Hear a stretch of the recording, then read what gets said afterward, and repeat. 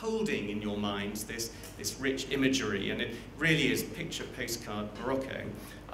Just look around the village and see if you can see the secondary school. And the answer is you won't be able to, because there won't be one. And now look a bit more closely at the faces of the women weaving those really tempting, beautiful carpets, and ask yourself for a moment about their lives.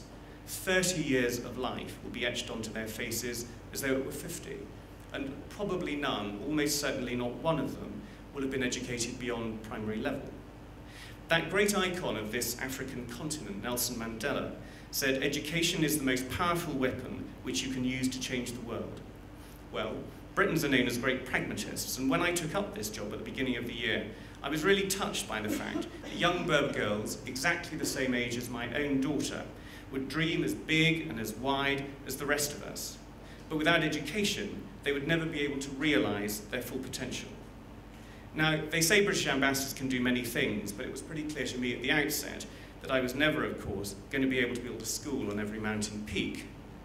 I did, however, come across a charity, and a British charity, alhamdulillah, which had the brilliantly simple idea of realising that if the schools couldn't come to the girls, perhaps remote geography could be defeated and the girls could go to existing schools.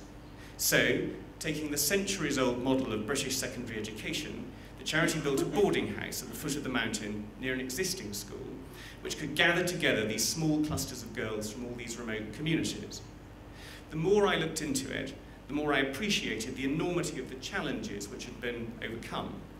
There was building the house itself, and no small feat. I bet we've all had the builders in. I know Vanessa has had the builders in and knows exactly what that feels like.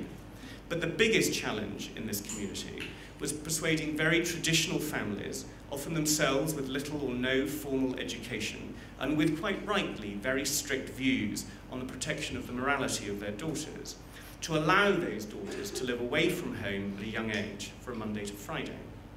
But overcome these challenges, the charity did. However, the number of girls involved remained very small, a tiny drop in the ocean compared to the immense scale of the need outside Morocco's cities.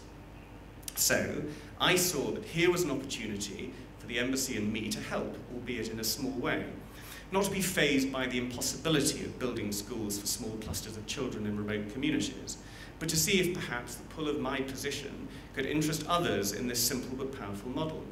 I wasn't the maker of the idea, but I thought I could perhaps be its multiplier, while, as I said at the outset, managing my own daily tsunami of emails and not letting that be an excuse for inaction.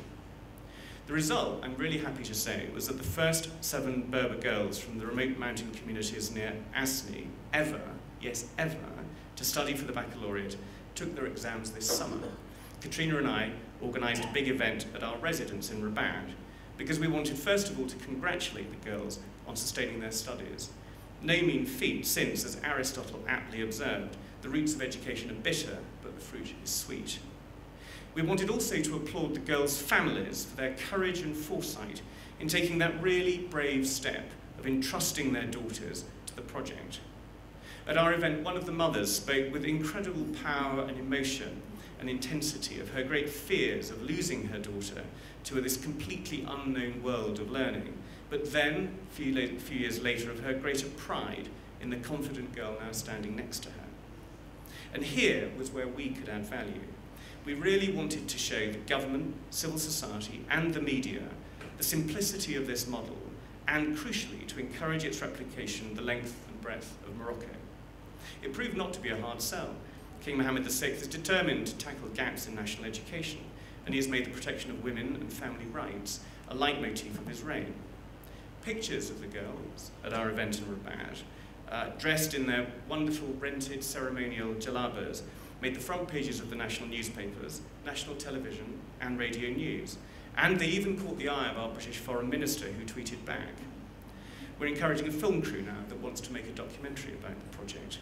So, in conclusion, let me just say that working with the grain in this way, we captured the country's imagination, as I hope the story might just capture yours. Even in our busy lives, if we can't make a change from scratch, let's all just take a moment away from those inboxes to see if we can multiply one. Thank you very much, ladies and gentlemen.